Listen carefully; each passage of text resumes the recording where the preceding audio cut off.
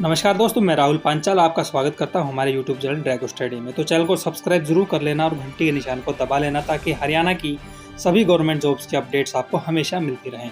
तो एक नोटिस कल आया था और एक आज के न्यूज़पेपर में अपडेट आई है, दोनों ही आपको यहाँ पे शॉर्ट में बताने वाला हूँ क्या कुछ मामला है। बड़ी इंपॉर्टेंट अपडेट है। तो सभी जो डिपार्टमेंट्स हैं हरियाणा गवर्नमेंट के, तो उनको जो एक नोटिस जारी करा गया है, उनसे पूछा गया है कि आप बताएं कि आपके यहाँ ग्रुप सी की और डी की कितनी वैकेंसीज खाली हैं। तो इसमें जो नोटिस में पूरा पढ़ के आपको नहीं बताऊंगा, क्या फ़ायदा इतना टाइम वेस्ट करने का, तो शॉर्ट में आपको बता देता हूँ क्या कहा गया है। तो इनसे कहा है कि आप बताएं आपके यहाँ कितनी ग्रुप सी और डी की वैकेंसीज खाली हैं। तो इसमें वैकेंसीज कौन सी हैं? एक तो जो पहले नोटिस आ चुके हैं ग्रुप सी की वैकेंसीज के, जिनकी प्रक्रिया अभी चल रही है, जो प्रोसेस में है, और डी की जो आपको पता ही है, ठीक है। तो इनसे अलग आपने बताना है कि कितनी वैकेंसी और खाली यहाँ पे आपके हो गई हैं।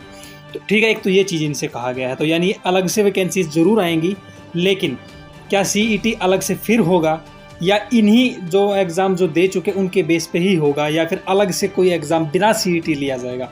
तो देखिए, जहाँ तक संभावना है और जितना इनके पास अभी अगले विधानसभा के इलेक्शन तक इनके पास जो टाइम है, उसके हिसाब से तो यही लग रहा है कि भर्तियाँ ये सीईटी बेस पे ही होंगी, ठीक है। कोई अलग से एग्ज़ाम नहीं लिया जाएगा, जहाँ तक अभी तक लग रहा है, ठीक है।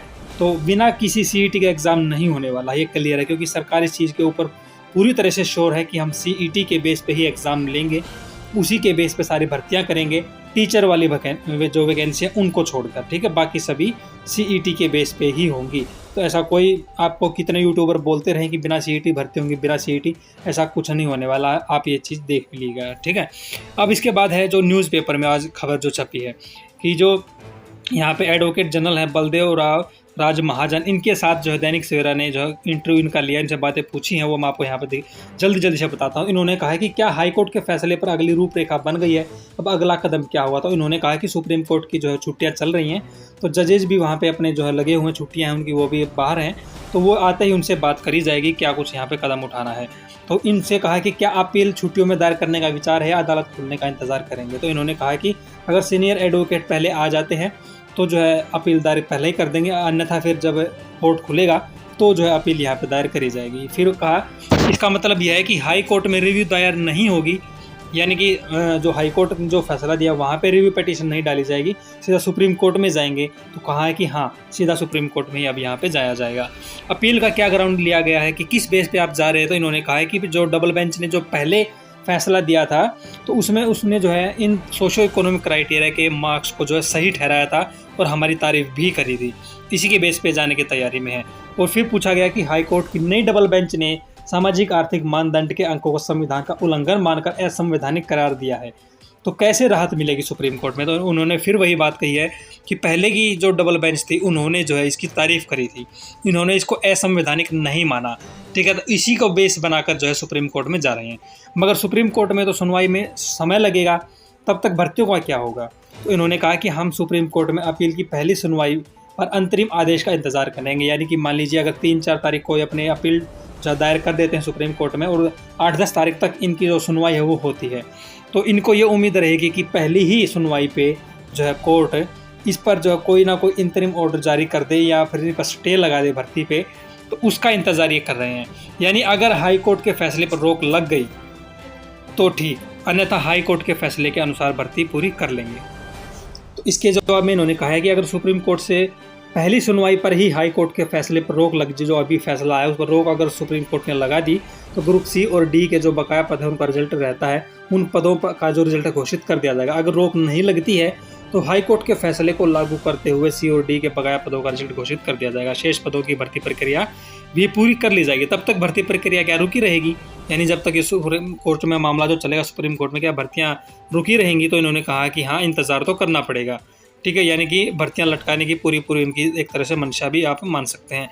जो पहले नियुक्त हो चुके हैं, इनकी नौकरी लग चुकी है, क्या उन पर प्रभाव पड़ेगा? तो इन्होंने कहा कि कोई उन पर प्रभाव नहीं पड़ेगा, क्योंकि हाई कोर्ट ने भी 6 महीने का समय जो है वो दे रखा है, ठीक है।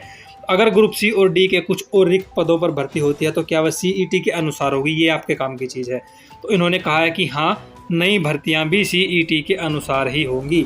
अच्छा, अब ये बात है कि क्या नया सीईटी लेंगे ये, या फिर जो एग्ज़ाम पहले ही दे चुके हैं सीईटी का उसी के बेस पे भर्तियां करेंगे?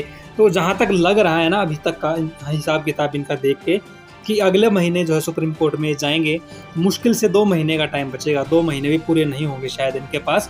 तो उस 2 महीने में ये क्या क्या कर लेंगे, एग्ज़ाम ले लेंगे क्या, उनकी भर्तियाँ पूरी कर देंगे, ऐसा लगता नहीं है।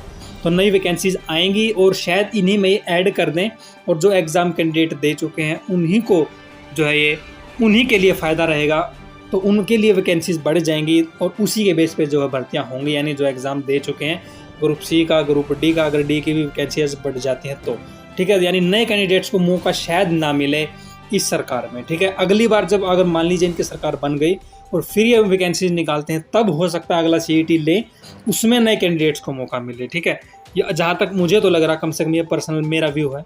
ठीक है, मुझे ऐसा ही लग रहा है कि अभी नया एग्ज़ाम नहीं लेंगे, बाकी जो भी होगा देखा जाएगा। बाकी मेरा तो यही मानना है कि शायद ये नया एग्ज़ाम नहीं लेने वाले हैं। तो ये अपडेट थी जो आपके साथ शेयर करनी थी। अपडेट जो आपको पसंद आई, नहीं पसंद आई है, कमेंट करके जरूर बता देना और चैनल को सब्सक्राइब कर लेना, घंटी के निशान को जरूर दबा लेना। एजुकेशन और गवर्नमेंट जॉब से रिलेटेड अपडेट सबसे पहले पाने के लिए अभी सब्सक्राइब करें और बेल आइकन पर क्लिक करके ऑल नोटिफिकेशन ऑन कर दें। फेसबुक पर वीडियो देख रहे हैं तो हमारे फेसबुक पेज ड्रैगो स्टडी को भी लाइक करके फॉलो कर लें और नोटिफिकेशन ऑन कर दें।